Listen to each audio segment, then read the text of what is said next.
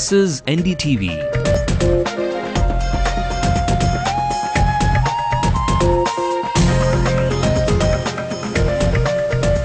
And you're watching NDTV Hindu.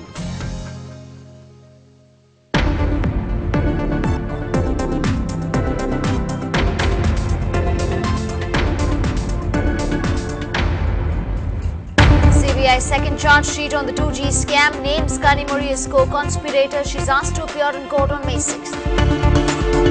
DMK will convene high-level meeting on 27th to decide their next course of action. Party says CBI's investigation and charge sheet is heavily publicized. Jayalalitha demands Kanimozhi's arrest in the 2G case and questions why Dayalu Ammal's name does not figure in the charge sheet. And before the new charge sheet was out, Karunanidhi brushed aside reports that it could strain the DMK's relationship with the Congress.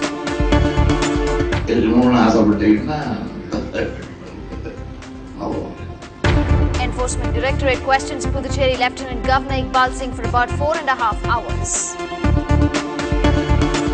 Will booking LPG refill now become easier? Indian Oil launches 24/7 automated booking services to address human errors. Our Super Kings are the only team to have a cheering squad of both men and women. NDTV Hindu cheers and whistles for the big game. I clearly am not made to be a cheerleader. Thank God I'm a journalist, but at least you know who I'm supporting. Good evening. You're watching the Late Night News with me, Divya. Let's bring you the stories making national headlines. Suresh Kalmari arrested on charges of conspiracy, cheating and corruption 6 months after the Commonwealth Games ended. Sports Minister says he will write to the Indian Olympic Association asking them to remove Kalmari as the IOA chief. An emotional Sachin Tendulkar joins hundreds of devotees in paying their last respects to Satya Sai Baba. And 4 days to go for Kate and William's big fat royal wedding, expected to cost a little over £20 million. Well, the DMK will convene a high-level meeting on the 27th to decide the party's next course of action. The DMK says the CBI's interrogation of Kanimozhi and Dayalu Ammal is heavily publicized. In fact, they say the CBI's supplementary charge sheet was publicized even more. The DMK says despite Kalinya TV's proof for the 200 crore loan and its repayment, Kanimozhi and Sharad Kumar have been charge sheeted, and the party will debate and decide the next course of action in its high-level executive meeting. And it's testing times for the uneasy relationship between the Congress and the DMK. Chief Minister's daughter Kanimozhi and the Kalinya TV MD Sharad Kumar have been summoned to the court on May 6th. The DMK MP has been named by the CBI as a co-conspirator with A. Raja in the 2G scam. However, Karunanidhi's wife Dayalu Ammal does not feature in the new charge sheet filed by the CBI in a Delhi court today. The charge sheet names A. Raja for taking bribe, Sharad Kumar as co-conspirator, Asif Balwa for abetment of bribery. Our executive editor for English News, Sanjay Pinto, gave us the details on the political ramification this might have. Well, for the record, the DMK has all along been maintaining that there is a distinction between investigation and alliance, and one has no bearing, one doesn't hinge on the other. That's the official stated line of the DMK. As far as this case is concerned and the present development, well, the DMK top leaders, the top brass certainly sees this as a partial relief, because in fact Dayalu Ammal, Karunanidhi's wife, has not been charge sheeted, contrary to certain reports in a section of the media the last couple of days. But however, there are 3 scenarios here. If the DMK is to come to power and form the government, we know that they are contesting only 119 seats on their own. The Congress getting a chunk of 63 seats after that spat with the DMK, wanting those 3 additional seats. So in what's going to be a closely fought contest, the DMK will be in no position to jettison any ally, especially the Congress. In a second scenario of, let's say, Jayalalitha coming to power and forming the government, then she's expected to turn the heat on the DMK, and their presence in the centre will act as some sort of insurance cover, as many observers in the state believe.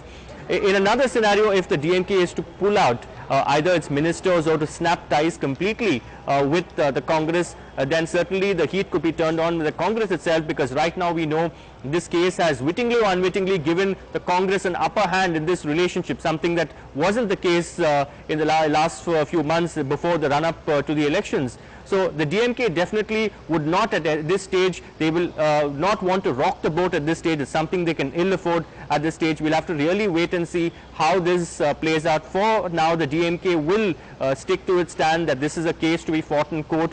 They have all along maintained, Karunanidhi has gone on record a couple of times to say that if someone is found guilty in this case, and they will be expelled from the party. The DMK has also said that someone's name figuring in a charge sheet or an arrest made in any case is no conclusive proof of guilt, that it has to be established in a court of law beyond the shadow of doubt. So for now they will take this as a sort of legal challenge and will not see any political significance at this stage. Of course they will be kept on their toes, but will prefer to put up a brave face for now, saying that the law will take its course. Also they will take the line that since it's a case directly monitored by the Supreme Court, the Congress, their ally, really has no role, that its role is limited to a large extent because of the court supervision in this case.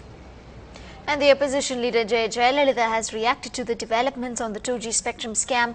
She says, and I quote, Kanimori should be arrested for her involvement in the scam. It's surprising that Dayalu Amal has not been named in the 2G charge sheet, and Kalenya TV's license should be cancelled, unquote. Before the 2G supplementary charge sheet was filed, Chief Minister M. Karunanidhi brushed aside reports that it could put a strain on the DMK's relationship with the Congress.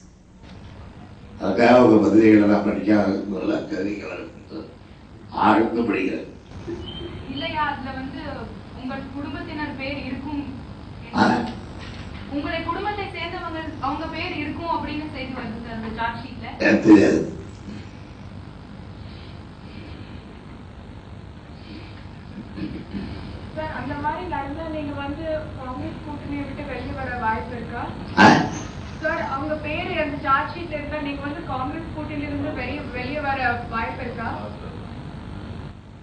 இருக்கணும்னு ஆசைப்பட்டீங்கன்னா பெண்களாக இருக்கிறத இங்கிட்டு பேசக்கூடாது. பெண்கள் உறவுகளுடைய இதயத்தை தூக்கி எடுத்துட்டு பேசக்கூடாது. And speaking to NDTV, Srinivasan Jain, in March this year, Kanimori had insisted there was no wrongdoing and the DMK would come out clean in the 2G spectrum scam. Let's play out that interview once again for you.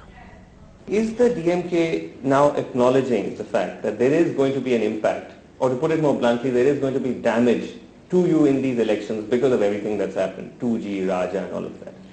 See, right from the beginning, we have been saying it is a perception. The allegations are based on perceptions, and the whole case is in court. Let the process go on, and let's see what comes out of it. If somebody is found guilty, definitely the party will take action. But before that, we can't sit judgment, we can't, the press, the media and other people cannot sit trial. There are judges, there is a court to do that. We can't pass judgment on anybody. So that's what we've been trying to say. So are you still maintaining that Raja is innocent? He's not guilty? I am not saying that anybody is innocent or somebody is not guilty. I'm saying the case is in the court. No, so let the process go on. But your and father, the leader of the party, yes, said he's an honest man. He said Raja is an honest man, he's a martyr, he's been wrongly victimized. Is that the stand that even now the party and you are still taking? Let the DMK believes its cadres, the DMK believes its leaders. So let the court, let there be a fair trial. Okay. After that, then we can make decisions about it. Why hang somebody just before the trial even happens? Also facing the axe was Suresh Kalmadi today, who has been arrested for corruption and cheating. His party, the Congress, has suspended him. Kalmadi was interrogated this morning by the CBI for the 4th time about a slate of contracts that saw the most expensive firms being hired for equipment and services for the Commonwealth Games that were held in India in September. And according to the Sports Minister, Kalmadi may soon have to quit the Indian Olympic Association as well. Indian Olympic association को हम लोग लिखेंगे उनके, क्योंकि secretary general को हम अब communicate करेंगे और उनको हम लिखेंगे कि IOA के प्रेसिडेंट के रूप में कोई ऐसा व्यक्ति नहीं होना चाहिए जो चार्जशीटेड हो और जो जेल में हो, क्योंकि IOA का प्रेसिडेंट देश को रिप्रेजेंट करता है और देश को रिप्रेजेंट करने वाला कोई ऐसा व्यक्ति नहीं होना चाहिए जो चार्जशीटेड है। तो फॉर्मल अनाउंसमेंट अगर गिरफ्तारी की होती है और अगर गिरफ्तार होते हैं तो हम लोग IOA को लिखेंगे कि वो दोबारा से किसी ऐसे व्यक्ति को दोबारा से इलेक्ट करें जिसके ऊपर कोई चार्जेस ना हो। The opposition has reacted to Kalmadi's arrest. BJP alleges that this is just the tip of the iceberg and other big fishes are yet to be caught. Suresh Kalmadi का अरेस्ट ये तो टिप ऑफ द आइसबर्ग है। अलग अलग department में जो निर्णय हुए हैं, cabinet sub committee, expenditure finance committee, group of ministers, PMO और प्राइम मिनिस्टर ने निर्णय किए हैं, उसका क्या?